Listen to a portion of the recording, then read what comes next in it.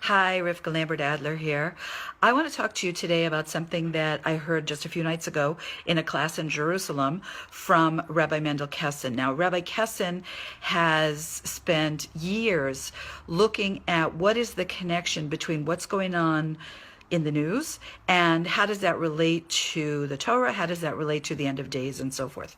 And he shared this idea that I want to share with you. He talked about what he calls the divine plan, God's plan for the world. And as much as is humanly possible, he gave that over. And one of the things he talked about was the necessity for human beings to repair the world.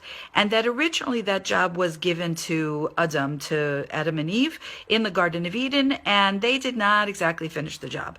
2,000 years later, and I'm skipping a whole lot here, but 2,000 years later, God turned that job over to the Jewish people. And he gave to the Jewish people three what Rabbi Kessin calls tikkun devices, three ways that the Jewish people could affect tikkun and prepare the world for geula. And the first of those is mitzvot.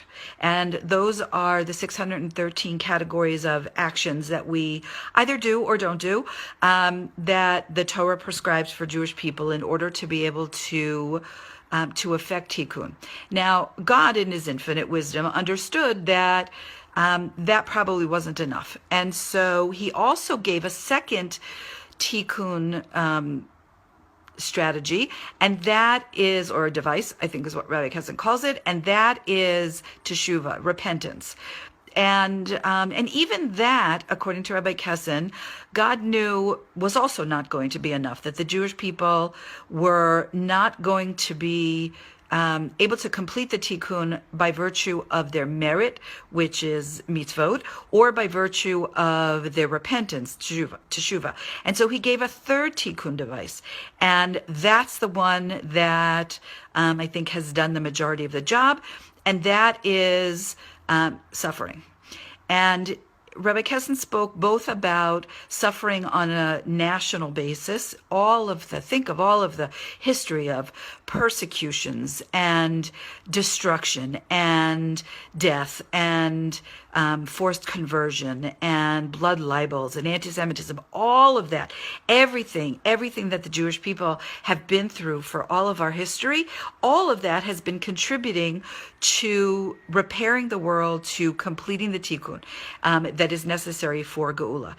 And not only what we've done together as a people, but also what we do individually. Any individual tsuris, any individual problems that Jewish people have had all through history, whether it's problems with earning a living, problems with finding the right partner in life, health problems with raising children, any kind of suffering that any individual Jew has experienced, paradoxically, has actually been bringing forward the tikkun and getting us more and more ready.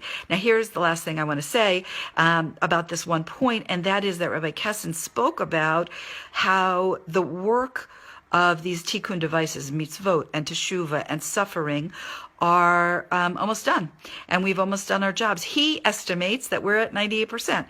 That's pretty good, which means that we can look forward to this whole thing coming to an end, and for geula to really be in full flower, and for Mashiach to be with us. And so I wanted to leave you with what I hope is that happy note that we are 98% of the way there. Yay, us.